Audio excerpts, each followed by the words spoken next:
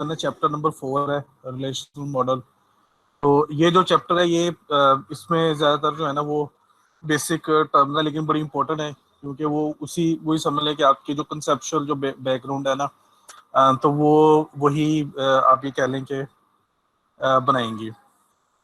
जो आपकी conceptual sorry आपकी जो जो भी आपकी बेस है वो इसी चैप्टर से समझ लें बनेगी, क्योंकि जाहिर सी बात है हम इनको इन चीज़ों को बार बार तो डिस्कस नहीं करेंगे। तो लेट्स हम इसको स्टार्ट करते हैं। सबसे पहले हम देखते हैं कि brief history of relational model. हम ये मोस्टली जो ये जो डेटाबेस सिस्टम्स यूज करते हैं, ये रिलेशनल मॉडल पे इस पे पहले भी जो है वो हम और बात कर चुके हैं काफ़ी ज़्यादा कि जो रिलेशनल मॉडल है अभी मजीद भी उस पर बात करते हैं। तो इसको प्रपोज किया था एक मैथमेटिशियन था बेसिकली। मोस्टली जो अगर आप हिस्ट्री भी देखें ना, तो जो मोस्टली जिन लोगों ने कंप्यूटर साइंस में काम किया है, तो वो ज़्यादातर लोग या तो मैथमेटिशियन थे या फिजिक्स के लोग थे। तो वो इसका बहुत ज़्यादा इन्फ्लुएंस है, फिजिक्स का और मैथमेटिक्स का कंप्यूटर साइंस पे बहुत ज़्यादा इन्फ्लुएंस है। तो इसी तरह से ये जो ईएफ कोड है ये भी बेसिकली एक मैथमेटिशियन था। तो इसने एक डेटाबेस का एक मॉडल एक उसने पेश किया था। और उससे पहले हम जैसे डिस्कस कर चुके हुए हैं कि वो डिफरेंट हायरार्किकल मॉडल या जो फाइल बेस्ड सिस्टम थे वो थे, और उनके अंदर काफ़ी ज़्यादा जो है उसके अंदर आप ये कह लें कि उनके अंदर फ्लॉज थे, कंसिस्टेंसी के इश्यूज थे, और एप्लीकेशन बहुत ज़्यादा थी, इस तरह के बहुत ज़्यादा इश्यूज थे। तो इसने फिर 1970 में एक पेपर था इसका, वो था relational model of data for large share data banks. तो ये इसने जो है ना ये प्रेजेंट किया था। और ये जो रिलेशनल मॉडल है वो एक्चुअली इसी पे ही बेस करता है। ये पहला इसका पेपर था। उसके बाद इसमें फिर वक्त के साथ साथ इसमें इम्प्रूवमेंट भी हुई, काफ़ी इस पर रिसर्च भी हुई, खासतौर पे अभी कह सकते हैं कि 70s में और 80s में काफ़ी ज़्यादा इस पर काम हुआ, काफ़ी ज़्यादा इसको इम्प्रूव इसको किया गया। तो उसमें क्या है कि जो उसके ऑब्जेक्टिव्स थे जो रिलेशनल मॉडल है, उसमें सबसे पहले क्या था, to allow high high high degree of data independence. ये हम ऑफ कोर्स हम बात कर चुके हुए हैं, वो जाहिर सी बात है कि वो हम इसी कॉन्टेक्स्ट में बात कर चुके हुए हैं। तो हमने कहा था कि जो रिलेशनल मॉडल है इसमें सबसे इम्पोर्टेंस की है कि डेटा इंडिपेंडेंस होती है। उस पर हमने जैसे देखा कि 3 लेवल्स हम डिस्कस कर चुके हुए हैं, थ्री थ्री लेवल में उसके अंदर, कि एक एक्सटर्नल लेवल है, ये हमने देखा था। फिर उसके बाद एक इंटरनल लेवल है, और इसके दरमियान में जो है ना वो क्या है, ये एक कंसेप्चुअल लेवल है। ये जो लेवल्स हमने बनाए हैं ये हमने किस लिए बनाए हैं कि डेटा इंडिपेंडेंस के लिए। उसमें ये होता है कि एक्सटर्नल जो लेवल है वो कंसेप्चुअल से इंडिपेंडेंट होता है, कंसेप्चुअल जो है वो इंटरनल से इंडिपेंडेंट। तो इनका आपस में इसको हमने इस तरह से डिज़ाइन किया हुआ है कि अगर हमको एक्सटर्नल लेवल पे चेंज करते हैं तो उससे जो बाकी के लेवल हैं वो इफेक्ट नहीं होते। तो यही बात उसने की है कि to allow high degree of data independence, application programs must not be affected by modification to the internal data representation, particularly by changes to file organization and code orderings and access path. तो ये उन्होंने कहा है क्योंकि ये जो application programs है ये हमारे एक्सटर्नल लेवल पे होते हैं, और जो ये इंटरनल लेवल जिसकी बात कर रहे हैं, जो फाइल ऑर्गेनाइजेशन की और कोड ऑर्डरिंग्स की, ये इंटरनल लेवल है। तो अब हमने इसको इस तरह से ये जो दरमियान में एक हमने ये बनाया है, ये एक्चुअली सिर्फ मैपिंग के लिए हम यूज़ करते हैं। जैसे हम डायरेक्टली तो एक्सटर्नल से हम इंटरनल में उसको कन्वर्ट नहीं करते, तो दरमियान में हमने कंसेप्चुअल लेवल इंट्रोड्यूस करा है। तो ये बेसिकली ये करता है कि मैपिंग होती है फ्रॉम एक्सटर्नल टू कंसेप्चुअल, और कंसेप्चुअल से फिर इंटरनल में मैपिंग होती है।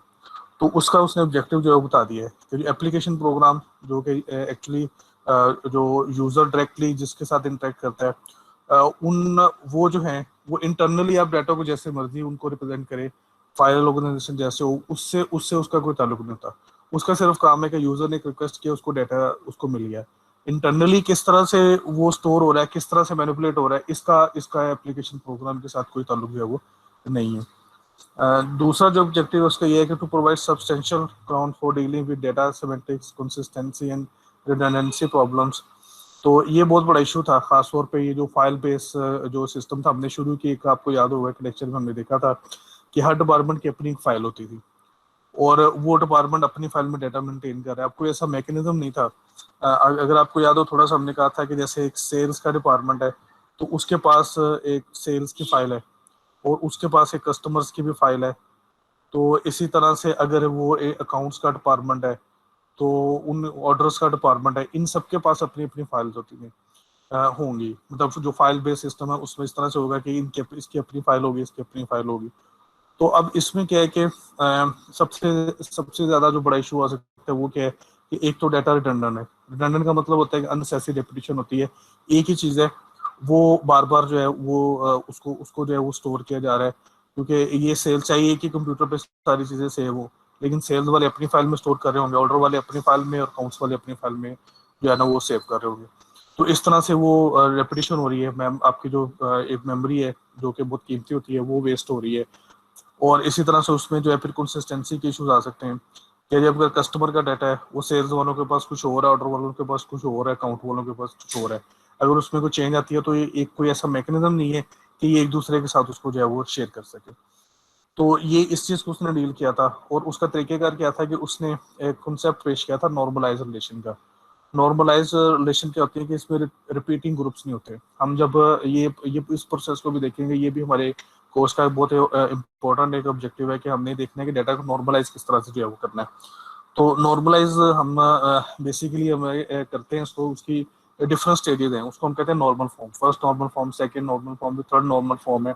आमतौर पर डाटा जो है वो थर्ड नॉर्मल फॉर्म तक जो है वो एक्सेप्टेबल होता है, उसके बाद लेकिन उसके बाद फर्दर भी है, fifth six seventh eight normal form जो है वो भी हैं। तो वो हम इंशाल्लाह उसको भी हमने इस कोर्स में जो है वो लाजमन तो देखना है। इसका मेन मकसद क्या होता है कि उसमें कोई रिपीटिंग ग्रुप्स जो है वो नहीं होने चाहिए, यानी कि जो जिस तरह से हम टेबल्स में डाटा स्टोर करते हैं तो इस तरह से होना चाहिए कि एक ही डाटा जो है, एक ही तरह का डाटा जो है वो कहीं बार बार जो है वो रिपीट ना हो रहा हो। तो उससे अगर वो रिपीट हो रहा होगा तो उससे फिर क्या होगा कि अगेन वही मसला होगा, कंसिस्टेंसी के इश्यूज आएंगे। अभी इसी चैप्टर के अंदर हम जो है वो कंस्ट्रेंट्स की बात करेंगे, इंटीग्रिटी कंस्ट्रेंट्स की बात करेंगे, उसमें फिर हम इस चीज़ को डिस्कस करेंगे कि इसका मकसद क्या है, हम किस तरह से इंश्योर करते हैं कि ये डाटा जो है वो कंसिस्टेंट फॉर्म में रहे।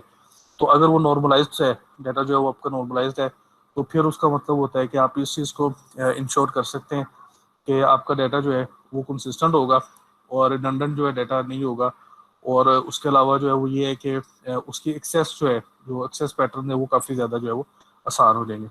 अच्छा, उस तरह उसी तरह से जो एक इसका जो थर्ड पॉइंट है वो है कि to enable expansion of set oriented data manipulation language. तो ये सीक्वल थी, सीक्वल स्ट्रक्चर क्वेरी लैंग्वेज, इसके मतलब भी हम इंशाल्लाह बात करेंगे। तो ये लैंग्वेज जो है ये इस डाटा को मैनिपुलेट करने के लिए जो है वो डेवलप की गई थी। तो बेसिकली यहाँ पे उसने बात की सेट ओरिएंटेड की। तो ये जो सारा रिलेशनल मॉडल है ये बेसिकली मैथमेटिक्स की एक ब्रांच है जिसको कि हम कहते हैं सेट थ्योरी। तो ये सेट थ्योरी पे बेस करता है सारे का सारा जो है। अभी हम इस अभी कुछ देर के बाद जो है 3-4 स्लाइड्स के बाद जो है वो हम इसको थोड़ा सा हम इसको डिस्कस करेंगे। तो उसमें उसने सेट्स का कॉन्सेप्ट दिया था। तो सेट्स बेसिकली क्या होते हैं कि जो एक एक तरह के ऑब्जेक्ट्स हैं, तो आप उनको जो है अगर एक उनको इकट्ठा करने उनको, तो उसको जो है वो हम उसको सेट कहते हैं। उसमें कोई एलिमेंट, सेट के अंदर कोई एलिमेंट है रिपीट नहीं होता, यूनिक होता है, ये उसकी जो है वो एक खास बात होती है। तो ये उसने बेसिकली ये उसने प्रपोज किया कि हम इस तरह की एक लैंग्वेज बना सकते हैं जिसके जरिए हम उसको अपने डाटा को मैनिपुलेट कर सकते हैं थ्रू कमांड्स। वो कोई प्रोग्रामिंग लैंग्वेज नहीं है, वो सिर्फ एक आप कह लें कि एक तरह की एक स्क्रिप्ट कह सकते हैं, काइंड ऑफ स्क्रिप्ट होता है।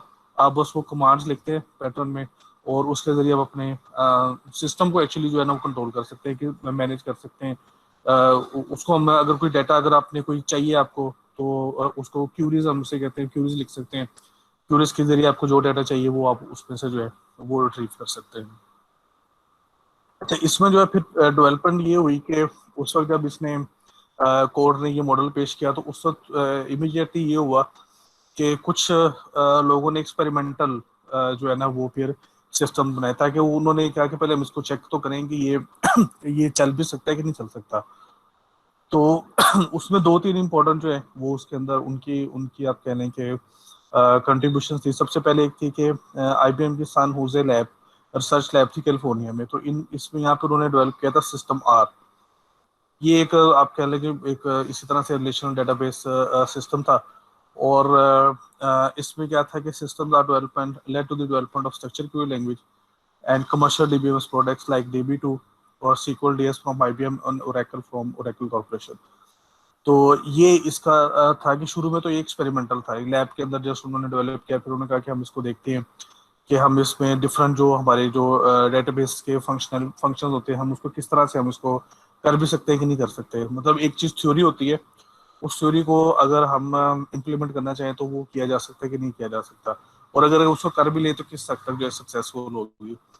तो इनिशियली मतलब अब तो खैर ये चीज़ें प्रूव हो चुकी हुई है, तो उस वक्त ये था कि काफ़ी उन्होंने जब इसको इम्प्लीमेंट किया उन्होंने कहा जी ये ठीक है। जो चीज़ें इसमें उसने थ्योरेटिकली कोर्ट ने बताई हैं वो चीज़ें जो है वो प्रैक्टिकल हो सकती हैं, वो सब उन सब चीज़ों को हम प्रैक्टिकली इम्प्लीमेंट कर सकते हैं। तो शुरू में ये सिस्टम आर जो है ये सिर्फ आप कह लें कि एक लैब के अंदर सारा सिस्टम चल रहा था, लेकिन उसके बाद जो है वो आईबीएम ने ये डीबी टू काफ़ी पॉपुलर था, और ये खासतौर पे मेन फ्रेम में जो है ना ये एज आ आप इसको कह सकते हैं कि डीबीएमएस इसको जो है वो काफ़ी काफ़ी, और आई थिंक ये अभी भी यूज़ हो रहा है विद सम इम्प्रूवमेंट्स, ये अभी भी यूज़ हो रहा है। इसी तरह से ओरेकल का है, ओरेकल जो है ये भी एक बड़ा मशहूर डीबीएमएस है, ये भी अभी अभी तक जो है वो इस्तेमाल हो रहा है। इसी तरह से जो दूसरी इसकी कंट्रीब्यूशन थी, ये भी अगेन एक प्रोजेक्ट था, एक्सपेरिमेंटल प्रोजेक्ट था। इनग्रेसिस को कहते हैं इंटरेक्टिव ग्राफिक्स रिट्रीवल सिस्टम, और ये university of California at Berkeley यहाँ पे इन्होंने इसको किया था, और इसका भी पर्पस यही था कि कोड के मॉडल को टेस्ट किया जाए कि ये थ्योरी में तो ठीक है बड़ा स्ट्रॉन्ग है, तो क्या प्रैक्टिकली इसको इम्प्लीमेंट कर सकते हैं और इसको चला सकते हैं, तो उसके लिए इन्होंने किया। तीसरा जो था वो पीटरली रेशनल टेस्ट व्हीकल, ये आईबीएम यूके में पीटरली एक इनका कोई छोटा सा एक कस्बा है, तो वहाँ पे इन्होंने यूके के अंदर ये है, तो वहाँ पे इन्होंने फिर इसको जो है ना किया। तो ये अर्ली तीन आप कह लें कि एक्सपेरिमेंटल प्रोजेक्ट्स थे, और ये इमीडिएटली आप ये कह लें कि जब ये कोड ने पेपर अपना प्रेजेंट किया तो उसके बाद से ये हुए थे। उसके बाद जो है ना ये इनको इनको मतलब डेवलप किया गया, और ये इस चीज़ को इंश्योर किया गया कि टेस्ट करने के लिए कि कोड का मॉडल जो है वो प्रैक्टिकली भी वाइबल है या नहीं है।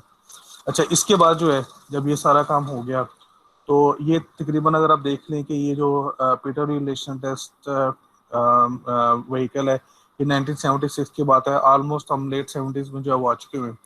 तो जब ये सारी एक्सपेरिमेंटेशन होगी तो उसके बाद इसकी कमर्शियल प्रोडक्ट्स जो है वो आना शुरू होगी। खासतौर पे जो है वो आप कह लें कि आप कह लें कि जो पीसी, क्योंकि उस वक्त जिस वक्त ये डेवलप हो रहा था, तो उस वक्त आप कह लें कि मेन फ्रेम कंप्यूटर्स के साथ साथ जो है वो पर्सनल कंप्यूटर्स भी वो भी साथ साथ इंट्रोड्यूस हो रहे थे।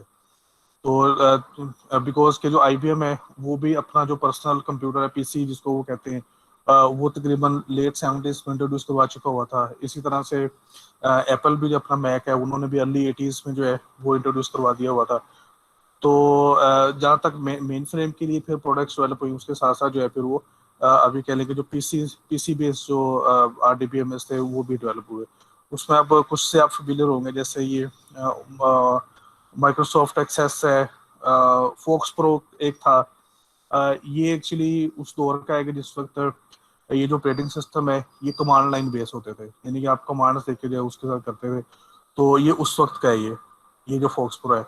और इसको फिर विजुअल फोक्स प्रो का मतलब ये था कि इसका जो इंटरफेस है वो ग्राफिक्स इंटरफेस जो कर दिया था, ये माइक्रोसॉफ्ट की तरफ से थे। इसी तरह इंटरबेस फ्रॉम ये एक टेक्नोलॉजीज एम्बार कार्डरियो टेक्नोलॉजीज, और आर बेस टेक्नोलॉजीज, ये प्रोडक्ट्स थी। तो एक्सेस और फोक्स प्रो तो अब मेरे ख्याल में ये ऑब्सलीट हो चुका है, अब तो ये इस्तेमाल नहीं होता। लेकिन एक्सेस किसी हद तक जो है चूंकि ये उसके ऑफिस जो स्वेट है उसका हिस्सा है, तो ये भी तक जो है ये इस्तेमाल हो रहा है। हाँ जी, शुरू करेंगे फिर। जी सर। ओके जी। तो अ, अब हमने डिस्कस करनी है कुछ बेसिक टर्मिनोलॉजीज हैं, इनको पहले डिस्कस करते हैं फिर जरा थोड़ा सा आगे चलेंगे। तो उसमें क्या है कि जो रिलेशन हम कहते हैं रिलेशनल मॉडल है, तो बेसिकली ये जो है ना ये ड्राइव हुआ है एक मैथमेटिकल कॉन्सेप्ट है। जैसे मैं आपको कह रहा था कि ये जो सारा रिलेशनल मॉडल है ना ये सेट थ्योरी इसकी बेस है सारी, उस पर सारा बेस करता है। तो उसमें उसी में से कॉन्सेप्ट है रिलेशन का। तो आप ये कह सकते हैं कि जो रिलेशन एक थोड़ा सा एब्स्ट्रैक्ट एक कॉन्सेप्ट हो जाता है, तो उसकी आप कह लेंगे जो फिजिकल रिप्रेजेंटेशन है वो है टेबल। अच्छा, उसके बाद क्या है कि जी कोड, जैसे मैंने आपको बताया कि जो ईएफ कोड था ये बेसिकली मैथमेटिशियन था, तो इसने जो टर्मिनोलॉजीज यूज़ किया ना वो मैथमेटिक्स से और मैथमेटिक्स में ये इसकी दो ब्रांचेस हैं, सेट थ्योरी और प्रेडिकेट लॉजिक। इधर से उसने ज़्यादातर जो है वो ली। मोस्टली जो टर्मिनोलॉजीज हैं जो रिलेशनल इसमें आप ये कह लें कि जो इसमें मॉडल में इस्तेमाल होती हैं, ये ज़्यादातर जो है वो सेट थ्योरी की हैं। अच्छा, रिलेशन सबसे पहले क्या है? Relation is the table with columns and rows. तो उसमें दो चीज़ें होती हैं। टेबल सिंपली एक टेबल है, जैसे टेबल में कॉलम और रो, एक्सेल का जैसे टेबल है, कॉलम एंड रोज हैं, तो इसी तरह से इसमें भी कॉलम्स एंड रोज होंगे। अच्छा, उसके बाद क्या जी एट्रीब्यूट है। N attribute is a named column of a relation. तो जब हम टेबल इस तरह से बनाते हैं, उसमें कॉलम्स होते हैं, तो टेबल के जो कॉलम है उनको हम एट्रीब्यूट कहते हैं। और इसमें इस तरह से है कि हर एट्रीब्यूट की एक डोमेन होती है। डोमेन क्या होता है कि is a set of allowable values. जैसे अगर आप सपोज करें कि यहाँ पे सिटी है, कोई सिटी है, उसका कोई नेम है, एड्रेस जो होता है उसमें एक आप कह लेंगे सिटी है। तो अब आपने देखना है कि जी इसकी एक डोमेन होगी, यानी कि डोमेन बेसिकली क्या होगा कि एक सेट होगा। जिस तरह से एक सेट का कॉन्सेप्ट है ना, हम ये बात कर रहे हैं सेट थ्योरी है, तो आप कह लें कि एक सेट है सी, और उसके अंदर डिफरेंट उसके एलिमेंट्स हैं। अब इसमें कोई एलिमेंट रिपीट नहीं होगा, लाहौर होगा, कराची होगा, और इसी तरह से जो डिफरेंट जो सिटीज़ के नेम है वो होंगे। तो अगर कोई भी वैल्यू, अगर हम इस एट्रीब्यूट के लिए कोई भी वैल्यू हम लेंगे तो हम इस सेट में से लेंगे। इस सेट से बाहर हम कोई वैल्यू जो है वो हम उसमें से नहीं ले सकते। तो इस सेट सी को हम क्या कहेंगे? Its domain for this attribute. इस एट्रीब्यूट के लिए डोमेन है। इसी तरह से हर हर एट्रीब्यूट की डोमेन होगी, यानी कि उसका मतलब ये होगा कि इसके लिए कुछ वैल्यूज होंगी जिसको, अब जैसे अगर आपके रोल नंबर्स लें, फॉर एग्जांपल आपके रोल नंबर लें, या अगर एज लें, स्टूडेंट की एज लेते हैं, तो वो भी हम बता सकते हैं कि उसकी एज कितनी होगी, 18 से 30 ईयर्स। इस तरह से हम जो है ना वो कह सकते हैं कि यही अलाउबल वैल्यूज है। इसके अलावा जो वैल्यूज है, इसके अलावा जो वैल्यूज होंगी वो अलाउ जो है वो नहीं होंगी। नेम्स के लिए इस तरह से डोमेन हो सकती है। तो ये इनको हम क्या कह देंगे, उसको हम जो है वो हम उसको डोमेन जो है वो कह देंगे। अच्छा, ये एक है एक उसकी एग्जांपल है कि जैसे आप देखें कि एट्रीब्यूट है, ये उसका नाम है, ब्रांच नंबर उसकी डोमेन है। डोमेन का नाम हमने, डोमेन से मुराद है कि सेट सेट का है ना, जहाँ से हमने वो वैल्यूज ले रहे हैं उसको हमने ब्रांच नंबर्स कह दिए। तो इसको इसको हम क्या कह देंगे? Set of all possible branch numbers. और उसका जो डेफिनेशन क्या होगी कि करेक्टर साइज फॉर रेंज। अब आप देखें ना, ये रेंज दे दी उसने कि B001 से लेकर B999 तक जो है वो हो सकती है। ठीक है, तो इस तरह से इसके दरम्यान में कोई ना कोई ब्रांच नंबर जो है वो होगा। अब इसके अलावा जो है वो नहीं हो सकता। ये उसने रेंज होता है कि जो वैल्यूज आप जिस तरह से आप एक एक वैल्यू देने के बजाय आप बता देते हैं। अब चूंकि कंटिन्यूस वैल्यू है 1 से लेकर जो है वो 999 तक है, तो आप कह देते हैं कि सारी है। इसी तरह से अगर स्ट्रीट है, एट्रीब्यूट का नाम स्ट्रीट है, इसकी डोमेन का नाम स्ट्रीट नाम नेम्स है, set of all street names in Britain. तो अब जितनी भी स्टेट, ये इसमें जाहिर सी बात है काफ़ी ज़्यादा एंट्रीज होंगी। इस तरह से सिटी है और सिटी नेम्स हैं, और इसी तरह से जो है पोस्ट कोड है, set of all post codes in Britain. इसी तरह से सेक्स है, सेक्स ऑफ अ पर्सन। तो वो क्या हो सकती है कि वो मेल हो सकती है, फीमेल हो सकती है। वो मेल या फीमेल में से कोई कोई हो सकती है। अब इनके अलावा जाहिर सी बात है कि नहीं हो सकती, या मेल होगा या फिर फीमेल होगा। इसी तरह से जो है वो डेट ऑफ बर्थ है, तो उसके लिए हमने क्या किया है, उसकी जो डेट रेंज क्या होगी, 1 जनवरी 2000, इस तरह से जो है वो होगी। सैलरी है तो वो क्या होगी, वो मॉनेटरी होती है, 7 डिजिट रेंज। अब उसकी भी रेंज हमने बता दी है कि कहाँ से लेकर उसकी रेंज जो है वो कहाँ तक होती है। तो इस तरह से हम जो है वो डोमेन डिफाइन करते हैं। सिंपली अगर आपने कहना है कि जो डोमेन है वो बेसिकली क्या होती है कि एक सेट होता है। जिस तरह से आप में से मतलब आपने ये सेट के बारे में थोड़ा सा पढ़ा होगा कि व्हाट इज अ सेट। तो ये एक्चुअली वो सेट जो है, जो जिसको हम सेट कहते हैं ना, ये डोमेन जो है ये एक्चुअली वो होती है। अच्छा, टुपल क्या होता है? Tuple is a row of relation. जो एक कॉलम का हमने कह दिया कि उसको एट्रीब्यूट कहते हैं। जो टेबल की जो रो होती है उसको हम क्या कहते हैं? उसको हम टुपल कहते हैं। टुपल या रिकॉर्ड कह देते हैं। अल्टरनेट उसकी जो टर्मिनोलॉजी है वो रिकॉर्ड है। डिग्री क्या होती है? Degree of the relation is the number of attributes. जितने उसके एट्रीब्यूट्स, जितने कॉलम्स होंगे, तो उसको हम क्या कह देंगे? उसको हम डिग्री ऑफ द रिलेशन हम कह देंगे। ठीक है। Relation with only one attribute would have degree 1 and is called unary relation और one tuple.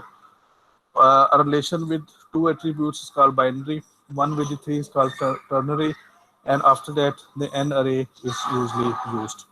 The degree of relation, the property of the intention of the relation. तो हमने इससे पहले भी इंटेंशन और एक्सटेंशन का एक कॉन्सेप्ट जो है वो पढ़ा था. तो ये डिग्री होती है बेसिकली इंटेंशन को इसको रिप्रेजेंट करती है.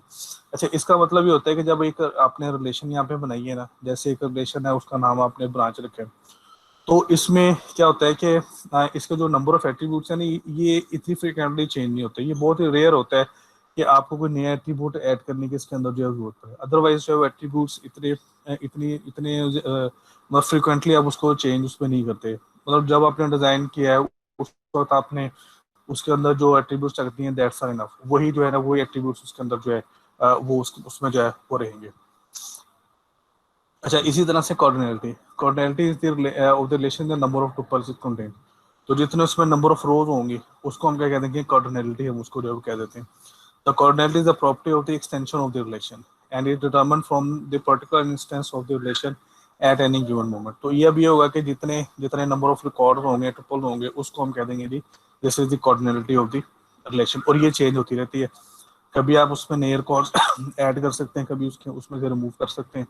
तो this is the extension of the relation. और ये आमतौर पे मेजर की जाती है.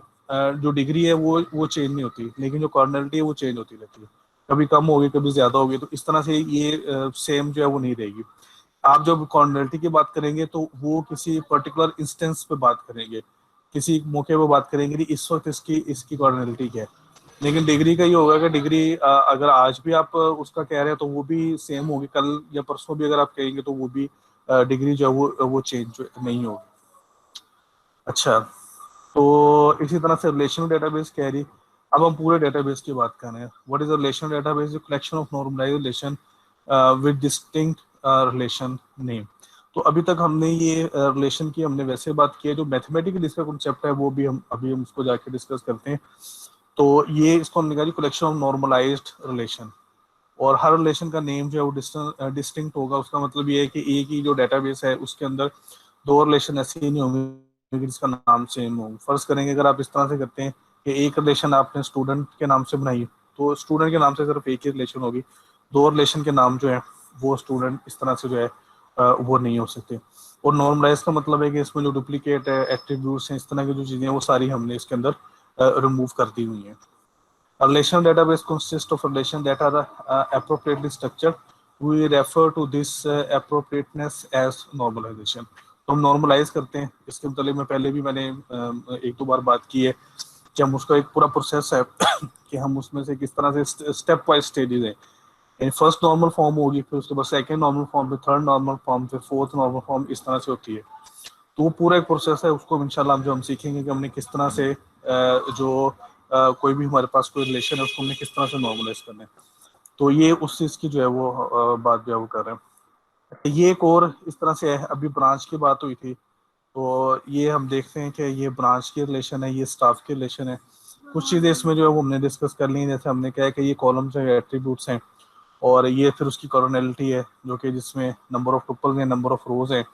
अच्छा, उसके बाद इसी तरह से स्टाफ के रिलेशन है, इसके एट्रीब्यूट्स हैं. और इसी तरह से इसके अंदर जो है वो फिर आप देखें कि हमने इस चीज़ को देखना है कि जो इसके अंदर जो वैल्यूज़ हैं वो डोमेन के मुताबिक हैं, अकॉर्डिंग टू जो है वो डोमेन है. अच्छा, इस तरह से यहाँ पे प्राइमरी की और फॉरेन की जो बात हो रही है. अच्छा, इसका ये भी हमने डिस्कस करना है इसी चैप्टर में. कल इंशाल्लाह जो हम इसको डिस्कस करेंगे. तो ये बेसिकली की हम क्या करते हैं कि हम किसी एक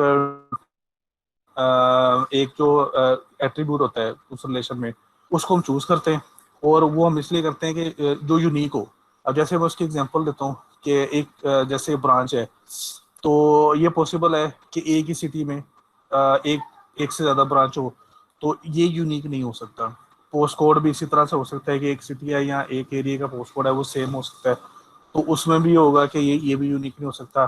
स्टेट भी हो सकती है कि स्टेट जो है वो भी हो सकता है कि मे भी कोई उसकी दो ब्रांचेज ऐसी हों जो एक ही स्टेट पे हों. तो इस वजह से ये भी इसको भी कह सकते हैं कि ये भी यूनिक नहीं हो सकता. तो फिर हम क्या करते हैं कि हम ब्रांच नंबर को सिलेक्ट करते हैं. ब्रांच नंबर यूनिक होगा. दो ब्रांचेज ऐसी नहीं होंगी जिनका ब्रांच नंबर जो है वो सेम होगा. तो इसको हम क्या कह देंगे, इसको हम प्राइमरी की कह देंगे. तो इसकी वजह से हम एक रिकॉर्ड को हम यूनिकली आइडेंटिफाई करेंगे। अगर हम इसको ये नहीं बनाते तो फिर उससे क्या होगा, यूनिकनेस का जो कंस्ट्रेंट है ना वो फिर हम इस पे अप्लाई करते हैं ब्रांच नंबर पे। अब आप देखें कि अगर आप एक से ज्यादा रिकॉर्ड को अगर आप कंपेयर करेंगे तो आप देखेंगे कि उनका सिटी सेम हो सकता है। जैसे देखिए सिटी सेम हो सकता है कि उनका पोस्ट कोड भी सेम हो सकता है कि उनका स्ट्रीट एड्रेस भी सेम हो, लेकिन उनका ब्रांच नंबर कभी भी सेम नहीं होगा। ये हमेशा क्या होगा, ये डिफरेंट होगा। तो ये इस वजह से क्या होगा कि हम एक रिकॉर्ड को, एक टुपल को हम उसको यूनिकली आइडेंटिफाई कर सकते हैं, ठीक है। और एक एक जो रिलेशन में जो फॉरेन की होती है वो दूसरी रिलेशन में जाके वो सॉरी, एक रिलेशन में जो प्राइमरी की होती है जब वो दूसरी रिलेशन में जाती है तो फिर वो फॉरेन की बन जाती है। इस तरह से हम रिलेशन को आपस में कनेक्ट करते हैं, उनके दरम्यान में एक रिलेशनशिप जो है वो हम बना लेते हैं।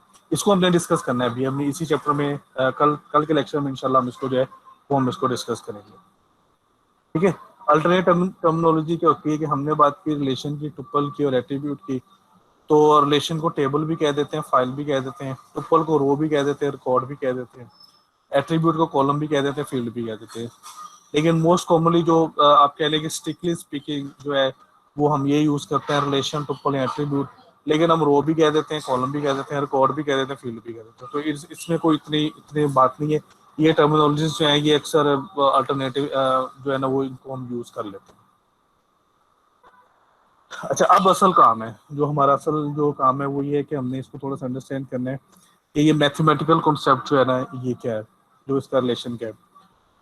तो हमने इसके लिए जो है ना वो मैथमेटिक्स से कुछ देखते हैं। सबसे पहले क्या है कि सेट को देखें। हमारे पास जैसे देखिए कि दो सेट हैं, एक को हमने D1 कह दिया, दूसरे को D2 कह दिया।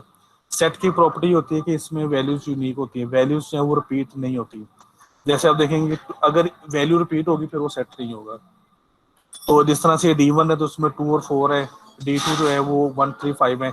अच्छा, ये याद रखें कि जैसे 2 है तो इसमें तो एक दफा होगा, लेकिन यहाँ पे D2 में भी 2 आ सकता है, या 3 है तो 3 D2 में तो D1 में भी आ सकता है। लेकिन ये है कि एक ही सेट में एक वैल्यू जो दो दफा नहीं आ सकती, that is against the definition of set. फिर वो सेट नहीं होगा, उसको हम सेट जो है वो नहीं कहेंगे। अच्छा, उसके बाद क्या है, कार्टेशियन प्रोडक्ट हम उसको कहते हैं टू सेट। उसमें क्या होता है कि उसको हम रिप्रेजेंट इस तरह से करते हैं कि D1 इंटू D2 उसको हम जो है वो कहते हैं। और इसमें क्या होता है कि ऑर्डर्ड पेयर्स होते हैं। ऑर्डर्ड पेयर का मतलब जो है वो ये होता है कि जिस तरह से ये अगर आप देखें तो ये जो है ना ये this is an ordered pair, ये 2 1 है। इसकी इसकी जो प्रॉपर्टी क्या है कि इसका जो पहला जो मेंबर है वो जो है वो D1 में से लिया गया, दूसरा जो है वो D2 में से लिया गया। तो अब ये जो D1 इंटू D2 है, D1 क्रॉस D2 है, तो इसमें आप देखेंगे जितने पॉसिबल कॉम्बिनेशन थे वो बन सकते थे वो हमने बना लिए। जैसे देखेंगे 2 को पहले लिया 1 के साथ, फिर 3 के साथ, फिर 5 के साथ, फिर 4 को लिया 1 के साथ, 3 के साथ, 5 के साथ। तो ये सारे आ गए। दिस इज दी आप ये कह लें कि एक तरह से इसकी एक डोमेन बन गई। अब जो हम रिलेशन बनाएंगे तो वो हम इसी में से ऑर्डर पेयर लेंगे। लेकिन रिलेशन की क्या होती है कि उसका कुछ उस पर हमको कुछ स्टेट जो है वो हम लगा देते हैं। तो रिलेशन हम क्या कहते हैं, any subset of this Cartesian product is called a relation. तो उसको उसको जो हम रिलेशन कह देते हैं, ठीक है। तो अब जैसे देखें कि हमने क्या किया है कि हमने ये उसी में से वो जो कार्टेशियन प्रोडक्ट था D1 D2 का, उसमें से हमने ये हमने दो ऑर्डर पेयर चूज कर दिए और इसको हमने कह दिया दिस इज अ रिलेशन। अब इस रिलेशन की खास बात क्या है कि इसका जो सेकंड एलिमेंट है वो 1 है। पहला जो मर्जी हो लेकिन सेकंड एलिमेंट क्या होगा, 1 होगा। अब उसमें उसमें जो कंस्ट्रेंट है जो मतलब ऑटोमेटिकली जो इन्फोर्स हो जाएगा वो क्या होगा, क्योंकि जो D1 था उसमें सिर्फ दो ही उसके एलिमेंट से 2 और 4 था। तो पहला एलिमेंट 2 या 4 होगा वो D1 में से होगा, सेकंड एलिमेंट जो D2 में से होगा लेकिन वो सिर्फ 1 होगा। ओनली ये हमने इसके अंदर जो लगा दी। तो ये एक इस तरह से जो है वो पैटर्न जो है वो हमने बना दिया, ठीक है। तो इसको हम इस तरह से भी लिख सकते हैं। इसको हम कह सकते हैं कि जी ये इसको पढ़ेंगे इस तरह से x and y such that x belongs to D1 and y belongs to D2 and y is equal to 1। अब ये देखिए कि ये हमने कह दी, ये कॉन्स्टेंट लगा दी। तो अब अगर हम पिछली स्लाइड में जाएं, जो हमारी इससे इससे पहले वाली जो स्लाइड थी, अगर उसमें जो है ना वो अगर हम जाते हैं तो उसमें जाके जो है वो हम देखते हैं। जैसे यहाँ पे अगर आप देखें तो इसके अंदर 6 ऑर्डर पेयर थे, लेकिन 6 ऑर्डर पेयर में से सिर्फ हमने ये 2 चूज किए, एक ये वाला एक ये वाला। तो ये इसी में से, इसी कार्टेशियन प्रोडक्ट में से ये दोनों ऑर्डर पेयर हमने चूज करके एक रिलेशन जो है वो बना दी है। और उसमें हमने क्या कह दिया है कि उसका जो सेकंड एलिमेंट है ऑर्डर पेयर का, जो सेकंड जो मेंबर होगा वो जो D2 में से आ रहा है वो 1 होगा, दैट इज। तो ये हमने एक उसके अंदर से जो है, ये हमने एक रिस्ट्रिक्शन जो है उसके अंदर हमने जो है वो हमने लगा दी। ठीक है जी। तो इसको हम कह देते हैं रिलेशन कह देते हैं। Using the same set we could form another relation S in which the first element always twice the second. इसी तरह से हम ये कर सकते हैं। अब ये हमने क्या किया है कि अब हम ये देखते हैं कि ये हम कर सकते हैं कि नहीं कर सकते, इसको भी पहले हम देखेंगे। इसी तरह से देखें कि x and y, S is a relation, उसमें ऑर्डर पेयर है x and y, such that के x belongs to D1, y belongs to D2 और x is equal to 2y। तो इसका मतलब ये है कि जो y, जो x है वो y से डबल हमेशा जो है वो होगा। तो अब ये देखते हैं कि इस तरह की कोई है कि नहीं है। तो इसमें सिर्फ अगर आप देखें, अगर वही वो जो कार्टेशियन प्रोडक्ट है उसमें से देखें तो सिर्फ एक ऑर्डर पेयर इसको जो है वो सेटिस्फाई करे और कोई भी नहीं कर रहा, एंड दैट इज 2 1। ये वाला ऑर्डर पेयर इसको इस कंडीशन को सेटिस्फाई कर रहा है, ये वाली कंडीशन को। तो इसलिए इस रिलेशन में सिर्फ एक ही ऑर्डर पेयर होगा, एक से ज्यादा ऑर्डर पेयर जो है वो नहीं होगा। तो इसके अंदर जो है वो चूंकि एक ही है, 1 ऑर्डर पेयर है जो कि इसकी कंडीशन को सेटिस्फाई कर रहा है, तो इसलिए हम उसी को सिर्फ जो है वो लिख देंगे। तो हम इसको क्या कर सकते हैं कि मतलब अगर हमें कुछ ज्यादा चाहिए, ज्यादा ऑर्डर पेयर चाहिए, तो हम क्या कर सकते हैं कि हमने यहाँ पे 2 सेट नहीं, हम 3 सेट भी ले सकते हैं। हम D1, D2, D3 भी जो है वो भी कर सकते हैं। तो इसी तरह से हम देखें कि हमने क्या किया है कि हमने D1 लिया, फिर हमने D2 लिया, फिर D3 लिया, और इसी तरह से हम इनका कार्टेशियन प्रोडक्ट लेंगे। कार्टेशियन प्रोडक्ट में अभी इसके अंदर जो ऑर्डर, अब इसमें ऑर्डर पेयर्स नहीं होंगे, इसमें ऑर्डर ट्रिपल्स होंगे। वो ऑर्डर ट्रिपल्स का मतलब ये है कि उसके अंदर 3 एलिमेंट होंगे, 3 उसके अंदर एलिमेंट होंगे एक्स वाई जी। तो उसमें ये होगा कि एक्स बिलोंग करेगा D1 से, वाई बिलोंग करेगा D2 से, और जो जी है वो बिलोंग करेगा D3 से। ठीक है जी। तो इसका, इस कार्टेशियन प्रोडक्ट का कोई भी जो सबसेट होगा उसको हम रिलेशन कह देंगे। तो अगर आप ये देखें कि जी ये हमारे पास D1 है, D2 है, D3 है, तो इसमें से देख लें कि हम जब इसको बनाएंगे, इसके इसके ऑर्डर ट्रिपल्स जो है वो बनाएंगे, वो ये बनेंगे, ये सारे के सारे हमने लिख दिए। और इसमें से कोई भी ऑर्डर ट्रिपल अगर आप उठा के देख लें तो उसमें से ये ऑलवेज क्या होगा कि जो पहला एलिमेंट है वो D1 में से होगा, दूसरा D2 का होगा, और तीसरा जो है वो D3 का होगा। तो ये इसका हमें फायदा ही होता है कि हम इसको जनरलाइज कर सकते हैं, फिर हम इसको इसको जो है ना, हम इसमें जनरलाइज भी हम जो है वो हम इसको कर सकते हैं। तो ये एक चीज याद रखें कि मैंने आपको पहले ही कहा था कि ये जो सेट्स है ना, ये बेसिकली डोमेन्स है। तो ये सारी डोमेन है। अगर आपके एट्रीब्यूट है तो आप एक एट्रीब्यूट पे एक डोमेन भी अप्लाई कर सकते हैं और एक से ज्यादा एट्रीब्यूट पे भी डोमेन जो है वो अप्लाई कर सकते हैं। लेकिन आमतौर पे ये होता है कि एक एट्रीब्यूट पे एक डोमेन जो है वो जो है वो अप्लाई होती है। ठीक है। अच्छा, उसके बाद क्या है कि जी इससे ज्यादा भी हो सकते हैं। उसमें क्या हो सकता है कि D1 है, D2 है, ये अप टू DN जो है एन सेट्स जो है वो जो है वो ले सकते हैं। और जनरलाइज हम इसको इस तरह से कर सकते हैं कि इनका कार्टेशियन प्रोडक्ट लेने, उसमें जो है वो हमारे पास ये जिस तरह से जो कॉम्बिनेशन बनेंगे उसमें से होगा कि जो D1 है, जो पहला एलिमेंट है वो D1 से बिलोंग करेगा, दूसरा एलिमेंट D2 से, तीसरा एलिमेंट D3 से, इस तरह से जो nth एलिमेंट होगा वो DN से जो है वो बिलोंग करेगा। ये हमने उसको जो है जनरलाइज कर दिया, और उसको हम इस तरह से जो है इस फॉर्म में जो है वो हम लिख सकते हैं। तो इसको हम इस तरह से कह देंगे कि ये I is equal to 1 to n और D ऑफ I। तो ये इसको हम इस तरह से जो है इससे इस तरह से भी लिख सकते हैं। Any set of n tuple from this Cartesian product is a relation on the n sets, हम इसको जो है वो कह सकते हैं। ठीक है। Note that in defining this relation we have to specify the sets of domains from which we choose values। तो ये एक्चुअली ये सारे के D1, D2, D3 के सारे डोमेन्स हैं। और इसी तरह से जब हम एट्रीब्यूट्स लेंगे तो वो जब हम एक रिकॉर्ड को या उसके एक रो को डिफाइन करेंगे तो उसमें इस तरह से होगा कि हम बताएंगे कि ये हमारी, जैसे एक ब्रांच नंबर का भी हम बात कर रहे थे, फिर ये ब्रांच नंबर है, तो उसके साथ फिर हम बताएंगे कि इसको हमने किस डोमेन में से लिया है, D1 में से लिया है। अच्छा, उसके बाद जो अगला अगला होगा सिटी का जैसे होगा, उसके हम बताएंगे कि इसकी डोमेन क्या थी, इसकी डोमेन हो सकता है D2 हो। अगेन भी क्या होगा कि वो सेट होगा, that will be a set जिसमें से आप वैल्यूज ले रहे हैं। आप उस सेट से बाहर वैल्यूज पे जब आप डोमेन स्पेसिफाई करते हैं ना, ये हमारी डोमेन है, तो फिर आप उस डोमेन से बाहर वैल्यूज जो है वो फिर हम उसमें से नहीं ले सकते। तो अब उसमें क्या होगा कि जो कहने का मतलब है वो ये है कि ये जो आपके रिलेशन बनेंगे, जो टेबल बनेगा, उसमें क्या होगा कि एक ये जैसे ये है कि ये सारे कॉम्बिनेशन है, सारे पॉसिबल कॉम्बिनेशन है। मतलब आप आपके पास एक मैं थोड़ा सा एक आपको मैं स्लाइड जो है ना वो दिखाना चाहूंगा, ये वाली। अब जिस तरह से ये है ना, ये आप इस तरह से कह लें कि ये हमारे पास क्या है कि ये चार सेट हैं। ये D1 है, ये D2 है, ये D3 है, ये D4 है। अब ये सारी की सारी डोमेन है। इसमें जैसे हमने देखा था कि ये जो ब्रांच नंबर थी, इसमें हमने देखा था कि वैल्यूज कितनी थी, B001 से लेकर B999 तक, यानी कि तकरीबन ये आपका समझ लें कि 1 से लेकर 999 तक जो है ये वैल्यूज बनती हैं। इसी तरह से स्ट्रीट में भी इसमें भी कुछ होंगे। तो आप इनका कार्टेशियन प्रोडक्ट लेंगे, तो अब वो कार्टेशियन प्रोडक्ट में वो सारे पॉसिबल कॉम्बिनेशन होंगे कि जिसको कि D1 cross D2 cross D3 cross D4 होगा।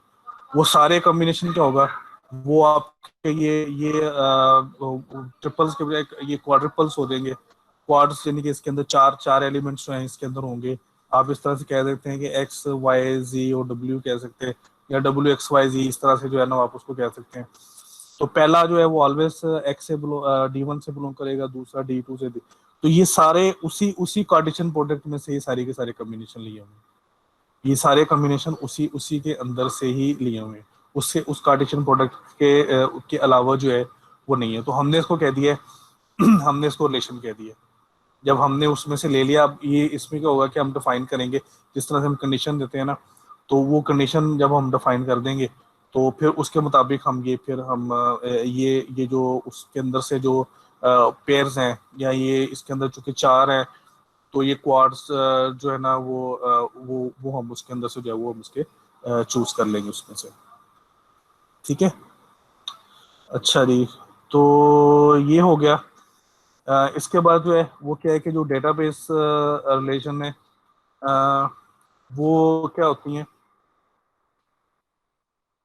अच्छा, ये किसी बच्चे ने हैंड रेस किया है जी, बेटा पूछें आपका क्वेश्चन। किसी बच्चे ने हैंड रेस किया था, तो क्वेश्चन पूछना है तो पूछ लें।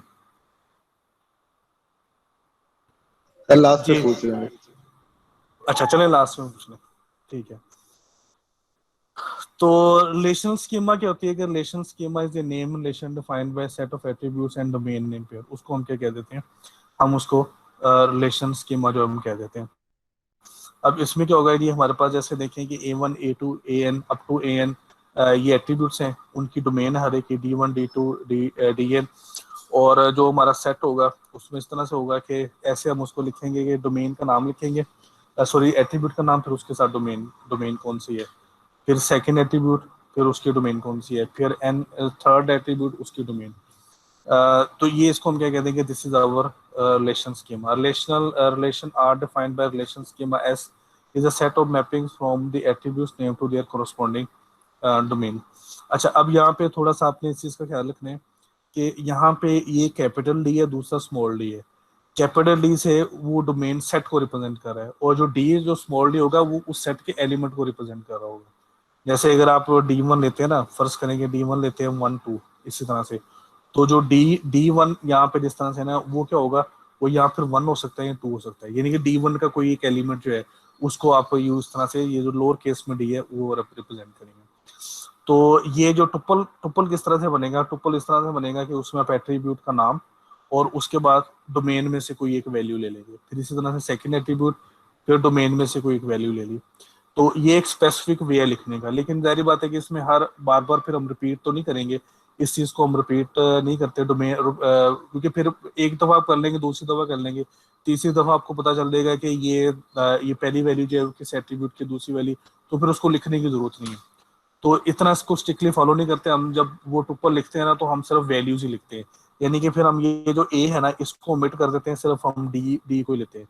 ये अभी भी जो मैंने आपको टेबल दिखाया था उसमें भी ऐसे था कि उसमें स्पेसिफिकली एट्रीब्यूट का नाम नहीं था, सिर्फ हमने टॉप पे नाम लिख दिया, दैट इज एनफ। बाकी जो है ना वो सारी उसकी डोमेन में से जो वैल्यूज हमने ली है वो है। तो जिस तरह से ये देखें कि इस तरह से हम इसको इस तरह से लिखते हैं, वो मैं सॉरी ये इसको देख लें पहले, फिर हम इसको आगे चलते हैं। Each element in the n tuple consists of an attribute and a value for that attribute. Normally, when we write out a relation as a table, we list the attribute names as column headings. तो table में वो जिस तरह से मैं आपको बता रहा था कि टेबल फॉर्मेट में लिखने का ये होता है कि आप उसको कॉलम की हेडिंग दे देते, फिर आपको बार बार उसको लिखने की जरूरत जो है वो नहीं पड़ती, कॉलम का नाम बार बार लिखने की जरूरत नहीं पड़ती।